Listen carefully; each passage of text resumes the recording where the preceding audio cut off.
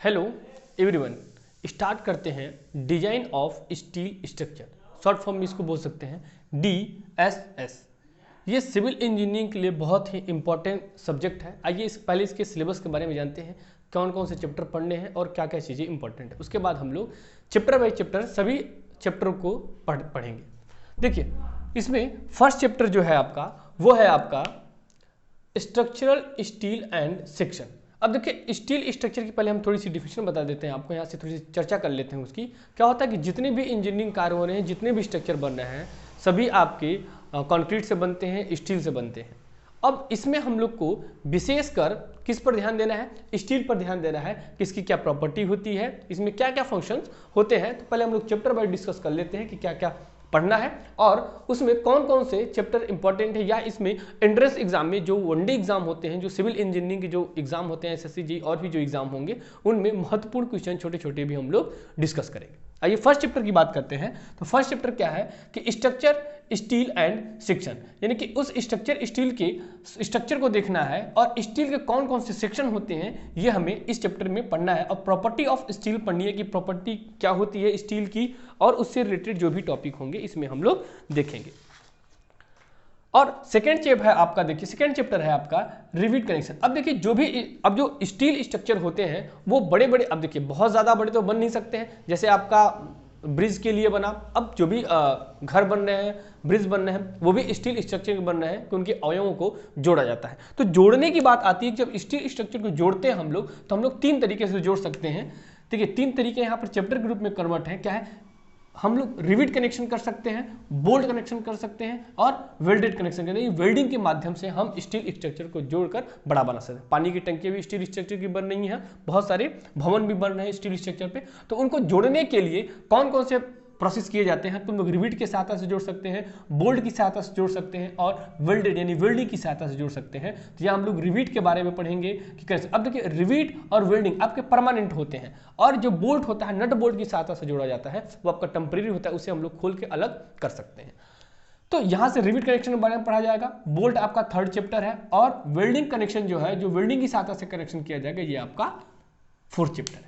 Then fifth chapter की बात करते हैं। तो टेंसाइल मेंबर, यानी कौन कौन से इसमें टेंशन मेंबर होंगे, यानी कि टेंशन मेंबर इस पे कौन कौन सा टेंसाइल फोर्स जिन जिन पर लगेगा वो हमारा टेंसाइल मेंबर होंगे। और कंप्रेशन मेंबर की बात करते हैं, ये जो आपका सिक्स चैप्टर है। तो कंप्रेसिव फोर्स लगने, मतलब एक्सेल उस पर लोड, उसको कंप्रेस करने की कोशिश करेगा। इस लोड का जो कॉन्सेप्ट पढ़ेंगे हम लोग इस कंप्रेशन मेंबर में पढ़ेंगे। सातवां चैप्टर है रूफ ट्रस, यानी कि स्टील का रूफ ट्रस क्या होते हैं, उनके फंक्शंस क्या होते हैं, कॉलम क्या होते हैं, बीम क्या होते हैं। देखिए अब पहले ना कि इसमें समझना पड़ेगा आपको कि स्टील स्ट्रक्चर का प्रयोग हर जगह है। तो इस तरीके से हम लोग चैप्टर बाई चैप्टर इसको डिस्कस करते हैं। और लास्ट चैप्टर है आपका fabrication and erection of steel structure like truss, column and girder. तो इन सब के बारे में हम लोग को ये चैप्टर बाई चैप्टर आपको 10 chapter design of steel structure में पढ़ना है। अब इसमें सबसे इंपॉर्टेंट जो हमने आपको नोट करके यहाँ लिखा है कि नोट करके हैंडबुक और IS कोड 800207, यानी 800 और 2007 आपको लेना पड़ेगा, जिसको आपको देखने आना चाहिए। जिस तरीके से आप लोग RCT में या RCC में DRCS में IS कोड 456/2000 का यूज किए होंगे, उसी तरीके से हम लोग को स्टील कोड का भी प्रयोग करना पड़ेगा।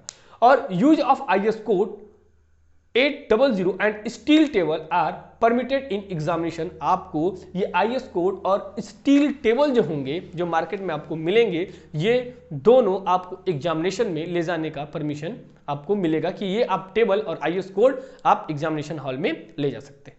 तो ये हम ओवरऑल देख लिए कि हमें किस किस चैप्टर को पढ़ना है। तो अब चैप्टर वाइज चैप्टर हम लोग अपने लेक्चर में जैसे जैसे आगे हम लोग लेक्चर बढ़ेंगे, वैसे वैसे हम लोग सभी चैप्टर को कंप्लीट करेंगे। उसमें क्या बेसिक फंडामेंटल है, क्या उनके डिजाइनिंग प्रोसेस है, या जो भी उसमें छोटी छोटी चीजें होंगी, या एग्जाम में कौन से क्वेश्चन पूछे जाते हैं, या कोई भी डिजाइनिंग स्टेप है उसको कैसे करते हैं, और जो भी वनडे एग्जाम में क्वेश्चन आए होते हैं जो महत्वपूर्ण होंगे, वो हम आपको बताएंगे। स्टार्ट करते हैं फर्स्ट चैप्टर जो आपका स्ट्रक्चरल स्टील एंड सेक्शन है। आइए पहले इसमें देखते हैं क्या क्या चीजें हैं, छोटी इंट्रोडक्शन देखते हैं, परिचय देखते हैं कि इंजीनियरिंग संरचनाओं के निर्माण के लिए अनेक पदार्थों का प्रयोग किया जाता है, जैसे मैसोनरी हो गया, टिम्बर हो गया, कंक्रीट हो गया। लेकिन हमें क्या पढ़ना है? स्टील पढ़ना है। तो इनमें जो इस्पात का अपना विशेष महत्व है, यानी कि जो हमारा स्टील होगा इन संरचनाओं में एक विशेष महत्व होता है इनका। क्यों होता है? क्योंकि इनमें टेंसाइल, कंप्रेशन और शियर भार सहने की क्षमता सबसे अधिक होती है। तो इसी के बारे में हम लोग डिस्कस करेंगे कि इस्पात जो है उसमें क्या है कि टेंशन, कंप्रेशन एंड शियर, यानी कि तनन, संपीड़न और अपरूपण भार वहन करने का अधिकतम क्षमता होती है। तो इस वजह से जब हम कोई भी इंजीनियरिंग वर्क करते हैं, जैसे कोई भी कंस्ट्रक्शन कर रहे हैं या कोई भी चीज बनाया जा रहा है, तो उसमें एक स्टील का अपना एक विशेष महत्व है। वो महत्व किसके कारण है? क्योंकि उस इस्पात में कुछ विशेष प्रॉपर्टी होती है जो किसी मटेरियल में नहीं है। तो क्यों है? क्योंकि उसकी टेंसाइल स्ट्रेंथ और कंप्रेशन और शियर जो भार जो उस पर लोड पड़ते हैं इस प्रकार के, तो उसकी जो क्षमता होती है स्टील की वो मैक्सिमम होती है। अब नेक्स्ट पॉइंट देखते हैं कि स्ट्रक्चरल स्टील यानी कि संरचनात्मक जो इस्पात है उसके बारे में देखते हैं। तो देखिए जो संरचनात्मक इस्पात है वो क्या है? इसका मुख्य जो संघटक है, जो अवयव है वो क्या है? आयरन, यानी कि क्या है? लोहा। इसमें अन्य पदार्थों के साथ मिश्रित करके, यानी इसको क्या करते हैं कि अन्य पदार्थों के साथ मिश्रित करके यांत्रिक गुणधर्म जैसे टेंसाइल स्ट्रेंथ यानी कि तनन सामर्थ्य, डक्टिलिटी मतलब तन्यता आदि में सुधार किया जाता है। यानी कि आयरन में हम लोग कुछ और भी प्रकार के एलॉय मिलाकर उसके टेंसाइल स्ट्रेंथ, तनन सामर्थ्य में और डक्टिलिटी यानी तन्यता में क्या करते हैं? हम लोग सुधार करते हैं कि वो बहुत ज्यादा फ्लेक्सिबल ना हो। नेक्स्ट पॉइंट है कि सामान्यतः लोहा कच्चे लोहे यानी कि पिग आयरन के रूप में उपलब्ध होते हैं। ठीक है, जो लोहा हम पाए जाते हैं फर्स्ट टाइम में हम उपलब्ध करते हैं वो क्या होता है? पिग आयरन के नाम से जाना जाता है, कच्चे लोहे के नाम से जाना जाता है। इसके शुद्धिकरण से ढलवा लोहा यानी कि कास्ट आयरन की प्राप्ति होती है। यानी कि पिग आयरन जो है, जो आपका कच्चा पदार्थ है, उसका जब हम लोग शुद्धिकरण करते हैं, प्यूरिफिकेशन करते हैं, तब हमें कास्ट आयरन की प्राप्ति होती है। और जो नेक्स्ट टॉपिक देखेंगे कि कास्ट आयरन क्या है, ब्रॉट आयरन क्या है और स्टील क्या है। कास्ट आयरन आपको कहते हैं हम लोग ढलवा लोहा कहते हैं, ब्रॉट आयरन पिटवा लोहा बोला जाता है और स्टील मतलब इस्पात बोला जाता है। तो इसके बारे में हम लोग बात करते हैं और भी इसमें बात करेंगे कि यदि किसी में कार्बन आप परसेंटेज, अब देखिए ये जो होंगे, ये जो तीनों हम लोग कास्ट आयरन, ब्रॉट आयरन और स्टील की बात करते हैं, ये on the basis of carbon, यानी कि कार्बन की इसमें क्या प्रतिशत मात्रा है, इसके बिहाफ पर हम लोग कास्ट आयरन, ब्रॉट आयरन और स्टील के बारे में देखते हैं। ठीक है, आइए देखते हैं कि कास्ट आयरन यानी कि जो आपका पिटवा लोहा है वो क्या है। ठीक है, तो इस चीज को आपको समझते रहना है कि देखिए कार्बन के परसेंटेज के आधार पर हम सभी चीजों को क्या कर रहे हैं? डिस्कस कर रहे हैं कि क्या कंडीशन बन रही है। ठीक, तो जो कास्ट आयरन है आपका ढलवा लोहा, इसके बारे में देखते हैं कि इसकी जो कार्बन की मात्रा होती है वो 2 से 4%, यानी कि किसी भी कास्ट आयरन में जो कार्बन की मात्रा है वो कितना है? 2 से 4% होती है। और इसकी जो तनन सामर्थ्य है, जो डक्टिलिटी, जो डक्टाइल जो तनने की क्षमता है वो क्या होती है? कम होती है, परंतु संपीड़न जो इसकी क्षमता है वो क्या होती है? अधिक होती है, यानी कि जिसको कंप्रेस करने में ज्यादा फोर्स लगाना पड़ेगा और इसकी डक्टिलिटी क्या होती है? कम होती है। नेक्स्ट ब्रॉट आयरन की बात करते हैं।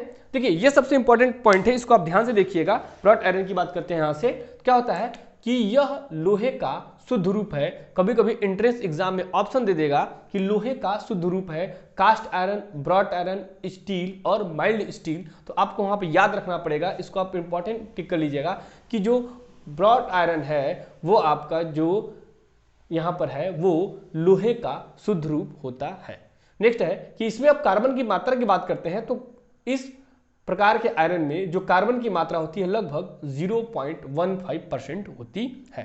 नेक्स्ट है स्टील, तो स्टील में लगभग 1.5% क्या होता है? कार्बन होता है। और इसी में हम बात करते हैं माइल्ड स्टील की, तो इसमें कार्बन की मात्रा जो होती है वो होती है 0.15% से लेकर 0.30% होती है। तो इस तरीके से यहाँ से एक क्वेश्चन एग्जाम में पूछा जा सकता है कि कार्बन का शुद्धतम रूप क्या है, तो आप इस तरीके से इसको याद करके टिक कर सकते हैं और उसमें परसेंटेज की मात्रा भी पूछ लेती है। तो अगले लेक्चर में हम लोग देखेंगे कि यदि किसी भी आयरन में आपका कार्बन की मात्रा बढ़ा दी जाए तो उसकी प्रॉपर्टी में क्या परिवर्तन होगा, या कार्बन की मात्रा को घटा दिया जाए तो उसके में क्या होगा।